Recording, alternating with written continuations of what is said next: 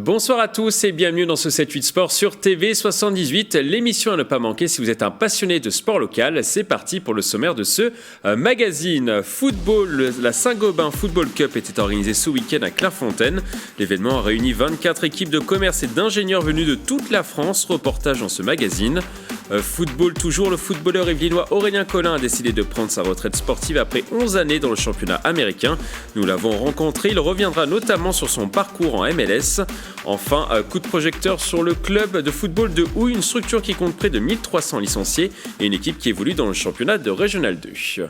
L'actualité sportive, c'est maintenant sur TV78.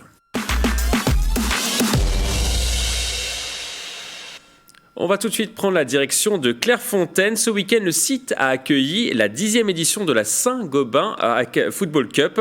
Un rendez-vous qui a réuni 24 équipes des écoles d'ingénieurs et de commerce de toute la France. Zoom sur cette compétition, des images de Bichente Merien Santisteban.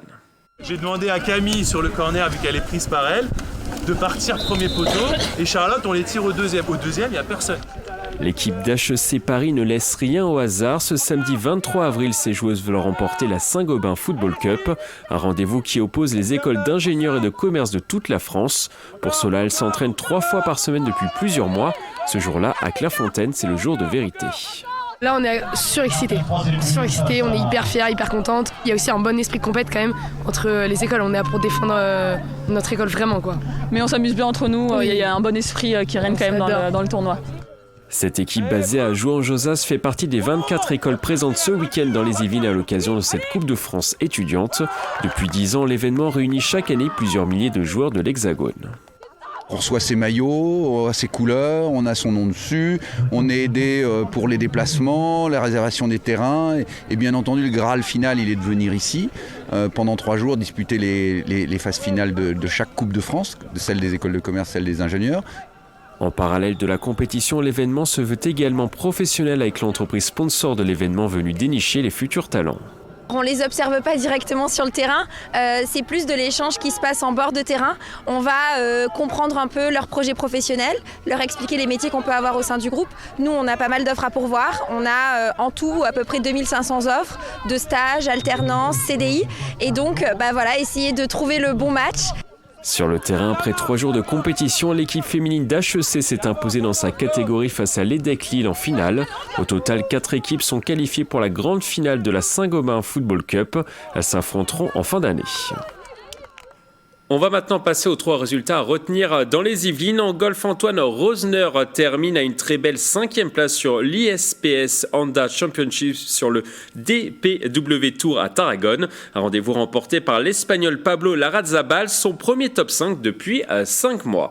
En football, dans le championnat de National 2, ça se rapproche pour Versailles. Les Versaillais se sont imposés 3-0 à domicile sur le terrain de la réserve de Caen à l'occasion de la 26e journée. Dans le même temps, le voisin Pissiaquet a tenu en échec Séchart sur son terrain, le principal rival de Versailles dans la course à la montée.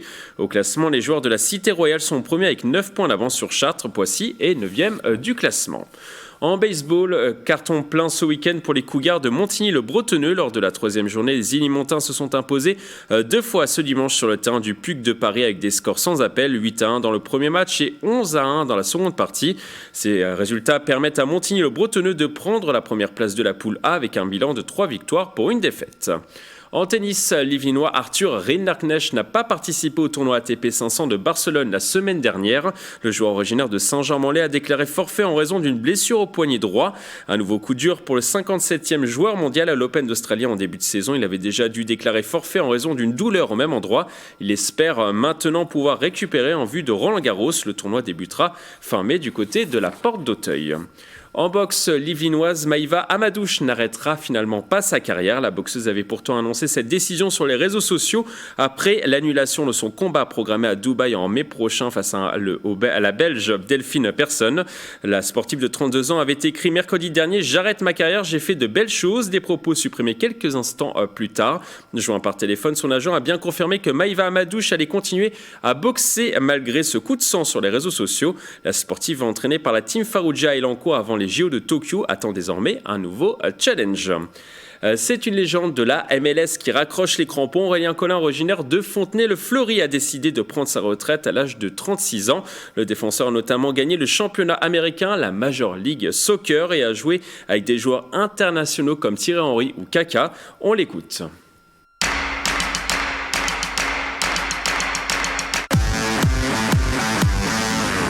Je pense que c'est le bon moment. Après beaucoup d'années, c'est le temps de garder mes crampons et de me concentrer sur une nouvelle page. Les 3 dernières années, j'ai beaucoup moins joué. J'étais beaucoup plus concentré sur aider, servir, former la jeunesse.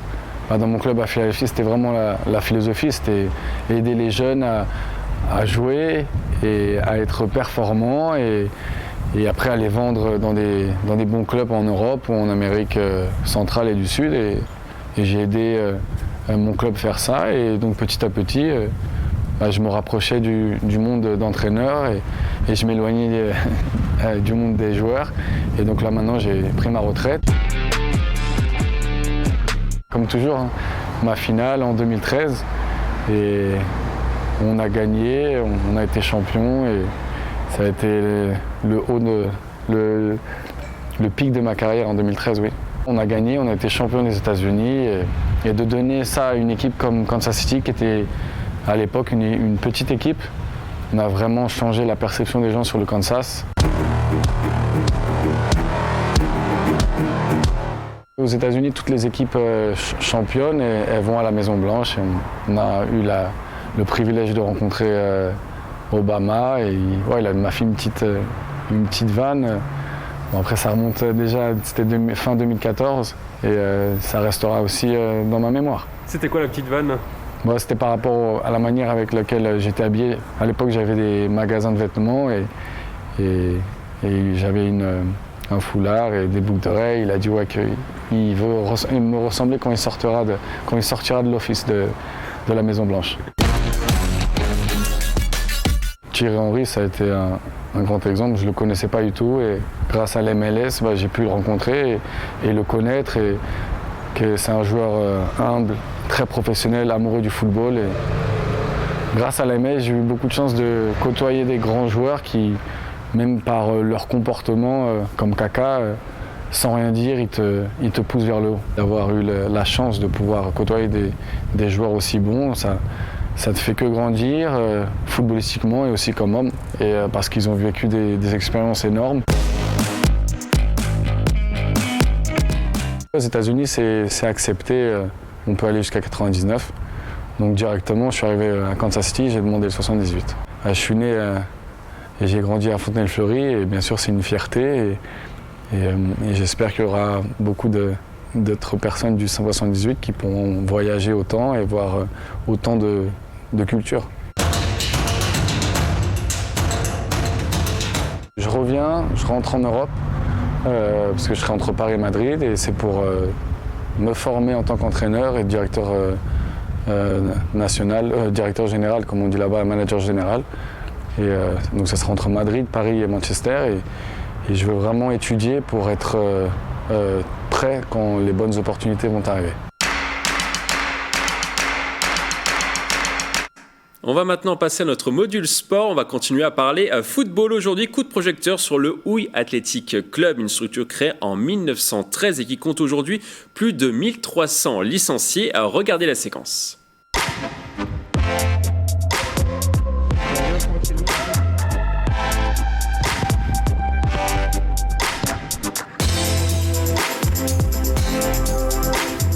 Aujourd'hui, pour ce module sport, nous sommes à Houille pour découvrir ce club de football. C'est parti.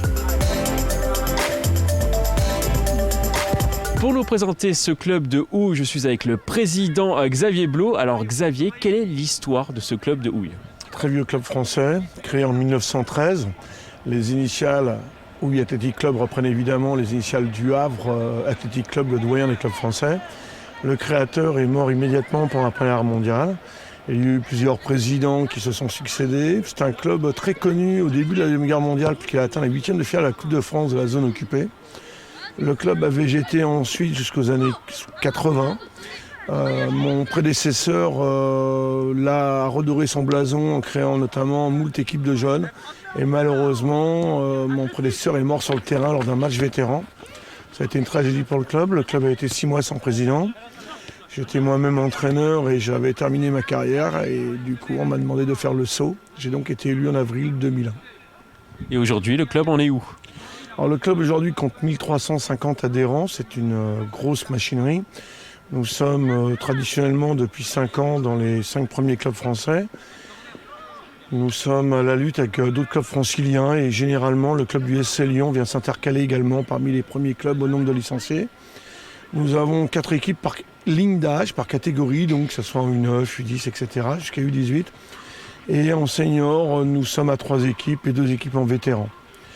Nous profitons de villes extrêmement jeunes au niveau des parents. Houille, Carrière, Besançon, Sartrouville sont des villes traditionnellement jeunes où beaucoup de couples vont travailler à la défense dans des sociétés d'assurance ou des banques. Et de fait, nous avons énormément de petits puisque nous sommes un des clubs en France avec le plus de débutants.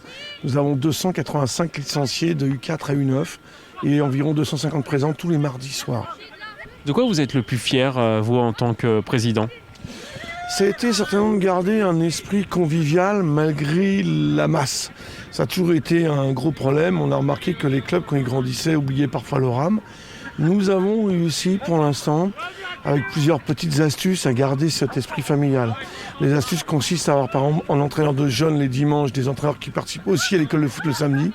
Tous nos entraîneurs ont 2 participations. Ainsi, l'entraîneur de U16 entraîne le U12, ainsi l'entraîneur de U14 entraîne le U11, etc. Même Ludovic Gauthier, entraîneur de la première, intervient en débutant le mardi soir. Et nous avons également été un des premiers clubs franciliens à instaurer une buvette foyer ouverte tous les jours, 7 sur 7, avec une énorme amplitude horaire, ce qui permet aux gens de se retrouver également et de converser. Nous pensons également aux parents quand il fait froid l'hiver. Donc ça a été un travail de très longue haleine pour garder cette âme malgré la masse, puisque nous sommes passés de 250, quand j'ai pris la présidence, à 1350 maintenant. Vous l'avez évoqué, la Coupe de France, c'est aussi l'une des spécificités peut-être du club. Il y a souvent des beaux parcours en Coupe de France. Alors tout à fait, donc je vous ai parlé du parcours en 39-40. Nous l'avons remis à la mode il y a maintenant 5 ans, en atteignant d'abord un 6e tour, puis un 7e, et enfin, il y a 3 ans, la possibilité de sortir jusqu'en 32e de finale, avec un tirage un petit peu inattendu, puisque nous étions dans le groupe Nord au pré-tirage, nous nous sommes retrouvés à recevoir un club des Dom-Tom. C'est une aventure qui fédère. Ici, il y a un très gros potentiel public. Nous avions été dès le 7e tour le premier club en nombre de spectateurs. Et en 32e, nous avons été le second de tous les 32e de finale.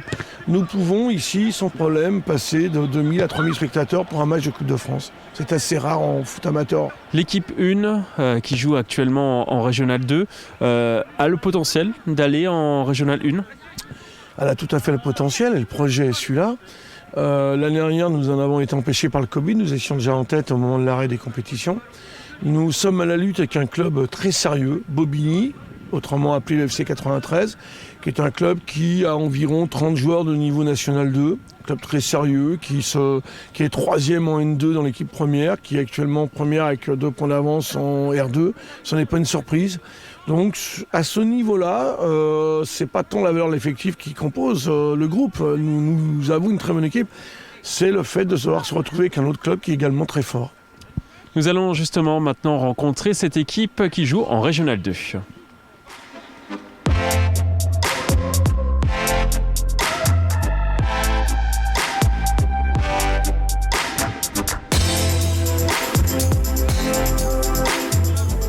Pour nous parler de cette équipe senior, je suis aux côtés de Ludovic Gauthier, le coach depuis 2 ans et demi.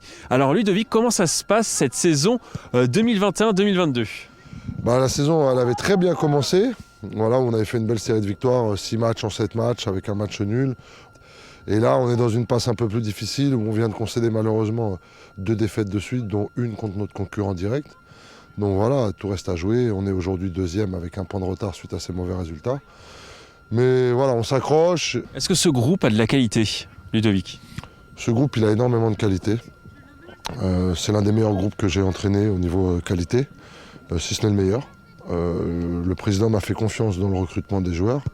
Donc beaucoup de joueurs ont rejoint le projet de Houille, qui est de monter en R1. Et moi, j'ai la responsabilité des résultats.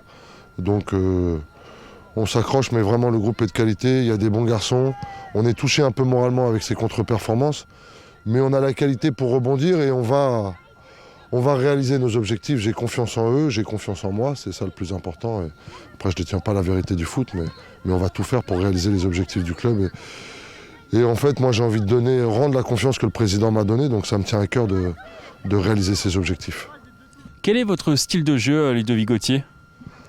Moi, j'aime que mon équipe produise un beau football, voilà, qu'on puisse avoir le ballon, qu'on puisse conserver ce ballon, progresser, finir les actions. Et aujourd'hui, on s'aperçoit qu'on joue sur des terrains difficiles et ça nous aide pas, mais on doit être capable de s'adapter au terrain et on doit être capable de montrer autre chose que ce qu'on montre ces dernières semaines.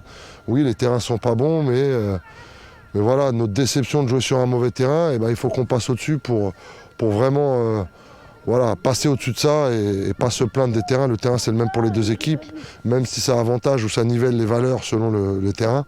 Voilà, nous, notre objectif, c'est de gagner des matchs, bien jouer au football et on essaye de s'y attacher en se préparant bien la semaine. Oui, les spécialistes le disent, vous jouez quand même plutôt bien au football, vous essayez de produire du jeu, vous n'aimez pas trop subir par contre. Comme toute équipe, on veut plutôt attaquer que défendre. L'objectif du foot, c'est de mettre un but plus que l'adversaire. C'est pas parce qu'on n'en prend pas qu'on va gagner le match. Mais par contre, si on en marque plus que l'adversaire, on va le gagner. Donc notre objectif, c'est d'attaquer, c'est d'avoir le ballon. Quand on n'a pas le ballon, c'est comment le récupérer, comment s'organiser. Mais voilà, on s'y attache. Alors oui, là, il y a 2 petites contre-performances. Mais voilà, c'est pas fini. Il y a beaucoup de jeunes dans ce club, on l'évoquait tout à l'heure avec le président. Est-ce que c'est aussi votre rôle à vous de les incorporer dans cette équipe première ? Oui, avec le président qui suit beaucoup la catégorie U18 et énormément toutes les autres catégories, mais le dimanche, comme il joue en levée de rideau de l'équipe senior, c'est plus facile, donc il me fait des retours. Moi, quand je suis là, j'arrive à les observer comme ils jouent sur le même terrain que le nôtre. Et il y a des joueurs qui viennent avec nous la semaine à l'entraînement, et même sur des matchs amicaux, j'ai déjà pris des U18 du club. Donc non, c'est important, c'est l'avenir c'est le futur de l'équipe première de Houille, les jeunes du club, que ce soit en U12, U13. Voilà, c'est pour ça qu'on se doit de monter pour évoluer à un bon niveau et pour que les jeunes ils puissent évoluer dans l'équipe fanion du club. C'est l'objectif, c'est mon objectif de les incorporer, de les suivre, d'échanger énormément avec l'éducateur des U18. C'est ce qu'on fait. Voilà, eux aussi sont un peu dans la difficulté en ce moment au niveau des résultats, mais voilà, on essaye de bien travailler. Après, le foot, ça n'a pas de science infuse. Ce qui est important, c'est de bien travailler et de ne pas avoir de regrets à la fin de la saison. Dernière question, Ludovic Gauthier. Quel est votre plus grand rêve avec ce club ? C'est pas un rêve, parce que les rêves, voilà. Mais l'objectif, ça serait de monter en R1, d'être renouvelé par le président, de monter en National 3. Voilà. Le projet, il est sur le long terme, mais il est aussi sur le court terme. Les résultats, il faut qu'ils arrivent maintenant. Voilà, il y a eu des années de Covid, malheureusement avant, ça a fait perdre du retard sur nos échéances, mais maintenant que la saison va aller à son terme, il faut qu'on soit dans l'objectif, c'est ça le plus important.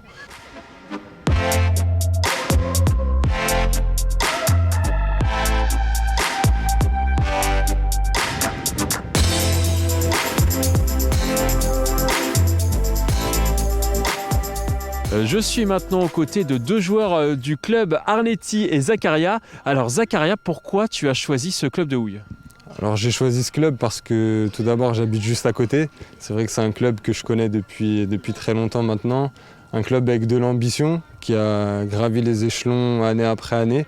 Et voilà, j'arrive à un moment de ma carrière où professionnellement et d'un point de vue personnel avec ma famille qui s'est agrandie, j'avais plus forcément le temps d'aller très loin comme à Versailles auparavant. Et voilà, c'était un choix du cœur un peu parce que c'est des gens que je connais depuis longtemps et c'est un club avec de l'ambition. Donc voilà, tout était réuni pour que je vienne enfin à Houille. Ça fait 2 ans, hein, c'est ça que tu es à Houille ? 2 ans, exactement, ouais. 2 ans. Arnetti, alors toi, tu es arrivé aussi il y a 2 ans. Pourquoi ?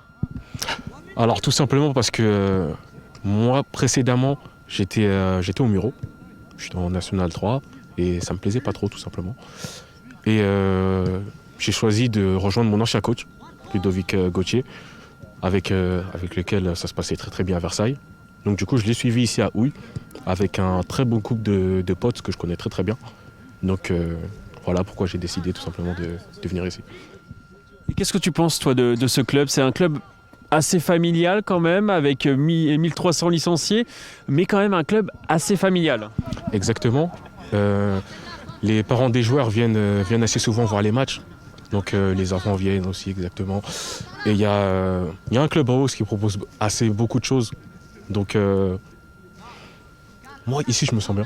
Zakaria, un club familial, hein, c'est bien ça. Hein. Ouais, honnêtement, comme a dit Arnetti, on s'y sent très bien. On est très bien entouré. Tout le monde se plie en quatre pour nous. C'est un gros club avec beaucoup de licenciés, donc je pense un club qui a de l'avenir, encore une fois. Et voilà, hein, à l'image de notre coach adjoint Alain, plus connu sous le nom de Chipo. C'est quelqu'un qui fait tout pour nous, honnêtement, il nous met dans les meilleures dispositions, donc on n'a pas à se plaindre en tant que joueur. Même plus haut, pour avoir connu un niveau plus élevé, on ne retrouve pas forcément cet encadrement et ce dévouement de tous les gens qui nous accompagnent, donc franchement, on est dans les meilleures dispositions. Cette équipe de Régional 2, elle est comment? Compétitive? Oui, très compétitive. Il y a beaucoup de niveaux, il y a beaucoup de joueurs qui viennent du dessus. Donc c'est une équipe vraiment avec un très bon niveau et ouais, très compétitive. Et c'est une équipe également qui a de grandes ambitions hein, cette année. Vous êtes actuellement deuxième, mais vous visez la première place. Exactement. Donc là, très récemment, malheureusement, on a perdu la première place à cause de 2 défaites de suite. Mais on lâche pas, simplement parce que voilà, on est déterminé à accéder au Régional 1, qui est notre ambition là en court terme. Après, on a plutôt l'ambition de gravir les échelons jusqu'en National 3 et pourquoi pas au-delà. Donc on met tout ce qu'il faut pour et puis on va pas lâcher jusqu'à la fin de la saison, simplement. Cette équipe, elle mérite la Régionale 1, Zakaria? Je le pense, honnêtement je le pense, sur ce qu'on a montré depuis 2 ans maintenant, parce que voilà, l'année dernière, comme tout le monde le sait, ça a été une année un peu spéciale. On a fait beaucoup d'efforts cette année et on ne va pas lâcher jusqu'au bout, on est dans le sprint final et j'espère qu'on sera récompensé de tous les efforts qu'on a pu faire. Votre plus grand rêve avec ce club de Houille, ça sera ma dernière question. Accéder au National 3, ce serait bien.